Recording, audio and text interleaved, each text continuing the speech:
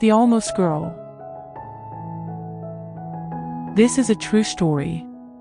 The events took place in the United States.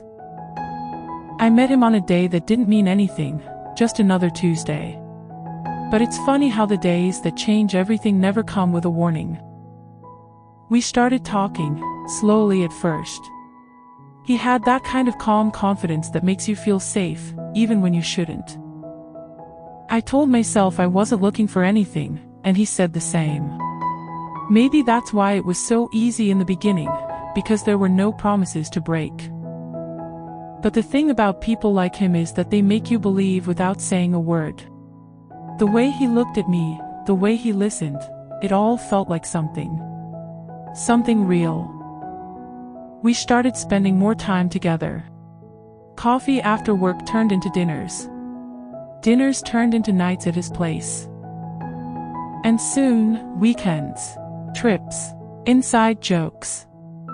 That quiet kind of closeness that doesn't need to be defined, until you realize it does.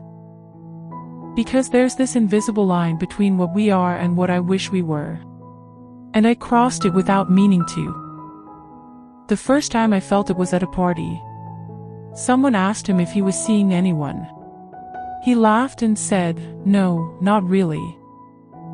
I was standing right next to him. And in that moment, I understood what it means to disappear, not physically, but from the story you thought you were part of. I didn't say anything. I just smiled and pretended it didn't matter.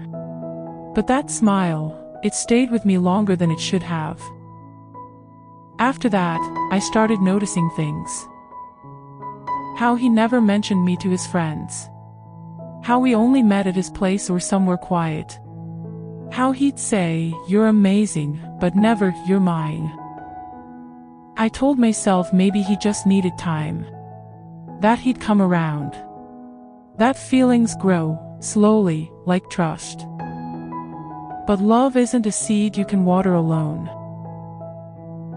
One night, I asked him, softly, almost whispering, "What are we?" He looked at me like I'd broken something delicate. He said, "I like what we have. Why do we need to put a label on it?" And I wanted to say, "Because I'm tired of being invisible." But instead, I just nodded. Because that's what you do when you're scared to lose even the little you have. Weeks passed. He kept calling. I kept answering. We laughed, we kissed, we played the part. But a part of me was already gone. And then, one morning, he texted. "Hey, let's take a break. I need to figure some things out." That was the last time I heard from him. I didn't cry that day. I just sat on my bed and thought about how quiet it felt without his name lighting up my phone. And then, I realized something. I was never really in his life. I was always just passing through it. It's strange, isn't it? How you can be everything to someone in private, and nothing in public. But I've learned something from that. Being chosen in silence is not the same as being loved. And I don't want to be the almost girl anymore, the secret, the option, the in-between. If I'm going to be in someone's story, I want it to be out loud. Because love that hides isn't love, it's fear wearing someone else's face.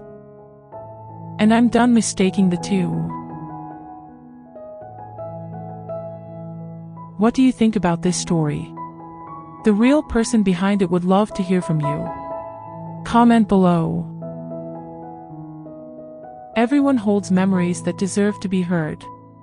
If there's a moment you've lived, about love, loss, change, or anything that left a mark, email me your story.